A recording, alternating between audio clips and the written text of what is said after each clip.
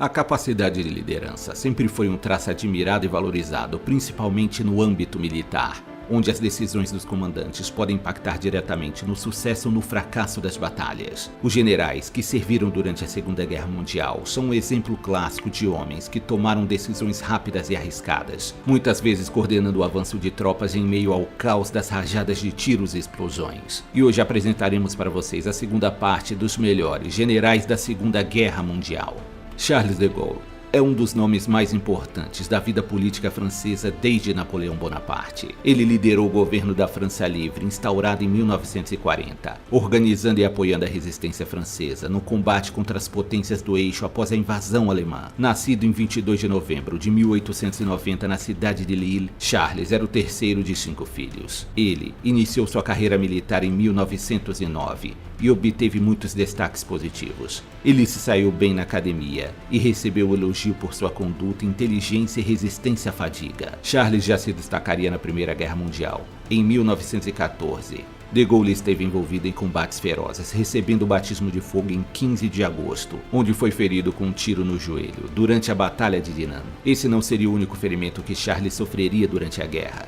Entre outros conflitos, ele foi baleado na mão esquerda e também recebeu um ferimento de baioneta na coxa esquerda, tendo sido capturado pelos soldados alemães durante a famosa Batalha de Verdun, permanecendo como prisioneiro até o final da Primeira Guerra Mundial. Com a eclosão da Segunda Guerra Mundial, de Gaulle foi colocado no comando do 5º Exército francês, obtendo sucesso em atrasar o avanço das tropas alemãs, e por isso alcançou o cargo de brigadeiro-general em 1º de junho de 1940. Em 9 de junho, Charles de Gaulle voou para Londres e se encontrou com o primeiro-ministro britânico Winston Churchill pela primeira vez. A relação entre de Gaulle e Churchill era respeitosa e até mesmo amigável, mesmo que os dois quase sempre discordassem sobre os planos e de como conduzir os rumos da guerra. De Gaulle desempenhou um papel importante fazendo transmissões de rádio, onde exortava o povo francês a não se desmoralizar e continuar resistindo contra a ocupação alemã. Ele e Churchill chegaram a um acordo em 7 de agosto de 1940, no qual a Grã-Bretanha financiaria os franceses livres, com a conta a ser acertada após a guerra. De Gaulle organizou as forças da França Livre, e os aliados deram crescente apoio e reconhecimento a seus esforços. Em suas negociações com britânicos e americanos, ele sempre insistiu em manter plena liberdade de ação em nome da França, dizendo que a França deveria ser tratada como uma potência independente pelos outros países aliados. Após a vitória dos aliados na guerra, de Gaulle fundaria seu próprio partido político e seria eleito presidente da França. Durante seu governo, ele promoveu o controle da inflação, fomentou o crescimento da indústria e instituiu uma nova moeda em janeiro de 1960. Charles de Gaulle é considerado como o líder mais influente da história da França moderna. Sua ideologia e seu estilo político ainda têm grande influência na vida política francesa atual. Douglas MacArthur é sem dúvida um dos generais mais icônicos da Segunda Guerra Mundial. Com seu chapéu arredondado, óculos escuros de aviador e seu cachimbo feito de sabugo de milho, sua presença despertava confiança e admiração em seus soldados. Quando ainda era um jovem rapaz, Douglas estudou em uma academia militar no Texas, onde foi premiado com a medalha de ouro por seu desempenho nos estudos e bom comportamento. Durante a Primeira Guerra Mundial, Douglas foi enviado para combater na França, onde serviu sob o comando do general John Pershing, sendo considerado um dos maiores heróis do corpo expedicionário do exército norte-americano. Com a eclosão da Segunda Guerra Mundial, retornou para o serviço militar, sendo nomeado chefe de operações no Sudeste Asiático, combatendo a expansão japonesa no Oceano Pacífico, onde comandou a reação americana. MacArthur foi promovido a general em 20 de dezembro de 1941, ficando encarregado das forças do exército dos Estados Unidos no Extremo Oriente, com a missão de defender as Ilhas Filipinas. Alguns meses depois ocorreu o famoso ataque à base naval de Pearl Harbor, e os Estados Unidos estavam oficialmente em guerra. Douglas MacArthur tentou retardar o avanço japonês com a defesa inicial contra os desembarques japoneses. No entanto, ele percebeu que tinha confiado demais na capacidade das tropas filipinas depois que os japoneses desembarcaram no Golfo de Ligan. Ele ordenaria assim a retirada para as províncias de Bataan. Como as forças japonesas aumentavam seu controle sobre as Filipinas durante o ano 1942, o presidente Roosevelt ordenou que MacArthur recuasse para a Austrália.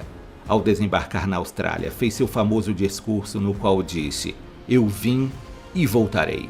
Sua promessa se cumpriu 2 anos depois, quando ele comandou as tropas americanas na reconquista das Filipinas. Sua atuação ao longo da guerra concedeu-lhe um lugar ímpar na história da Segunda Guerra Mundial, sendo considerado um dos maiores comandantes militares do século XX e um dos únicos generais de 5 estrelas do Exército dos Estados Unidos.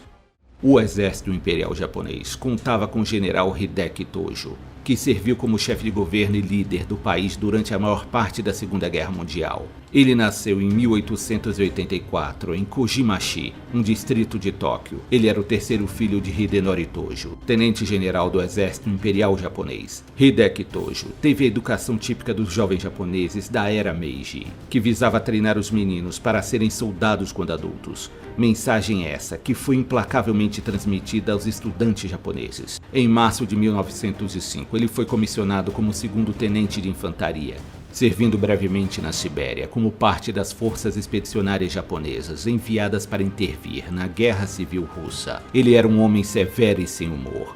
Hideki era conhecido por seus modos bruscos, sua obsessão com o trabalho e com etiqueta e decoro. Em 18 de outubro de 1941, Hideki Tojo foi nomeado ministro do Exército. Ele era um forte defensor da aliança tripartite entre Japão, Alemanha nazista e Itália fascista. Como ministro do Exército, ele continuou a expandir a guerra com a China. Sua popularidade se elevou nos primeiros anos da Segunda Guerra Mundial, enquanto as forças japonesas conquistavam uma vitória após a outra nos campos de batalha. No entanto, após a derrota japonesa em Midway, a maré da guerra virou e ficou tremendamente desfavorável aos japoneses. Após a rendição do Japão em 1945, o general americano Douglas MacArthur, comandante das forças aliadas no Pacífico, emitiu uma ordem para prender mais de 40 líderes militares japoneses acusados de crimes de guerra, incluindo Hideki Tojo. Hideki Tojo foi encontrado gravemente ferido em sua casa após uma tentativa de suicídio, na qual Hideki atirou contra sua própria barriga e a bala se alojou em seu estômago. Ele sobreviveu graças ao atendimento médico, sendo preso e condenado à pena de morte em 12 de novembro de 1948 e executado por enforcamento. Visto por muitos como o melhor general de toda a Segunda Guerra Mundial, Erich von Manstein é um dos comandantes mais destacados da Wehrmacht. Manstein nasceu em 24 de novembro de 1887 em Berlim, filho de um aristocrata prussiano e general de artilharia chamado Eduard von Lewinsky. Manstein frequentou o Imperial Lyceum, um ginásio católico em Estrasburgo, sendo promovido a tenente em janeiro de 1907. E em outubro de 1913 foi treinado no programa de treinamento de oficiais da Academia de Guerra da Prússia. Durante a Primeira Guerra Mundial, Manstein serviu na frente ocidental e oriental da Alemanha. Ele foi baleado no ombro esquerdo e no joelho esquerdo. Uma bala atingiu seu nervo ciático, deixando sua perna dormente. Em 1939, Manstein foi nomeado chefe do gabinete de Gerd von Rudenstad, encarregado do grupo do Exército Sul, e que estava trabalhando nos planos para a invasão da Polônia. Rudenstad aceitou os planos elaborados por Manstein, que definia a concentração da maior parte das unidades blindadas do 10º Exército com o objetivo de rapidamente cercar as forças polacas a oeste do rio Vístula. No plano de Manstein, 2 outros exércitos dariam apoio ao grupo do Exército Sul, em direção a Varsóvia, a capital da Polônia. A invasão alemã foi um sucesso, resultando na derrota de 9 divisões de infantarias polonesas, com as últimas unidades militares rendendo-se em 6 de outubro. O próximo passo para Manstein foi planejar a invasão da França, onde ele, contando com a cooperação informal de Heinz Guderian, propôs que as divisões Panzer atacassem através das florestas das Ardenas, onde ninguém as esperava. Dessa forma, a Wehrmacht bloquearia o exército francês e os aliados na Bélgica. A proposta de Manstein também incluía uma segunda operação que cercasse a linha Maginot. Nos anos seguintes da guerra, as estratégias de Manstein foram cruciais nos conflitos como a Operação Barbarossa, que visava invadir a União Soviética, e o cerco à cidade de Leningrado e Stalingrado. Após o término da guerra, em 1945, Manstein ficou detido no Palácio da Justiça, e lá seriam julgados os principais criminosos de guerra nazistas. Manstein foi acusado de 17 crimes no julgamento, 3 dos quais relacionados com acontecimentos ocorridos na Polônia, sendo sentenciado a 18 anos de prisão. Eisenhower é sem dúvida um dos nomes mais influentes deste período histórico. Nascido em 1890 no estado do Texas, Dwight David Eisenhower terminou a graduação na Academia Militar em 1915, com o posto de segundo-tenente de infantaria.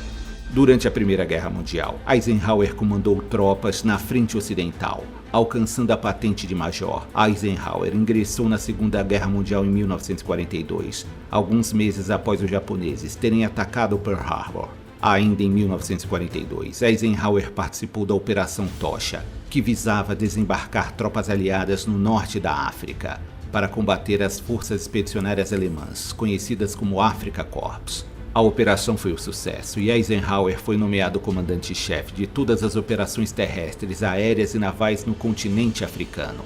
Em 1943, o presidente Roosevelt ordenou que Eisenhower teria o comando supremo das forças aliadas na Europa, tendo como uma de suas primeiras funções coordenar o desembarque naval na Normandia, naquele que ficaria conhecido como o Dia D. Com o término da Segunda Guerra Mundial em 1945, Eisenhower desempenhou diversas funções em sua carreira militar, adquirindo interesse pela carreira política e concorrendo à presidência no ano de 1952, sendo eleito presidente dos Estados Unidos da América aos 62 anos de idade. Com o fim da Segunda Guerra Mundial, muitos generais foram homenageados como heróis por seus atos de bravura e estratégias eficazes. Mas para aqueles que cederam sua autoridade e cometeram crimes de guerra, restava enfrentar o julgamento por suas ações e ter seus nomes manchados para sempre na história.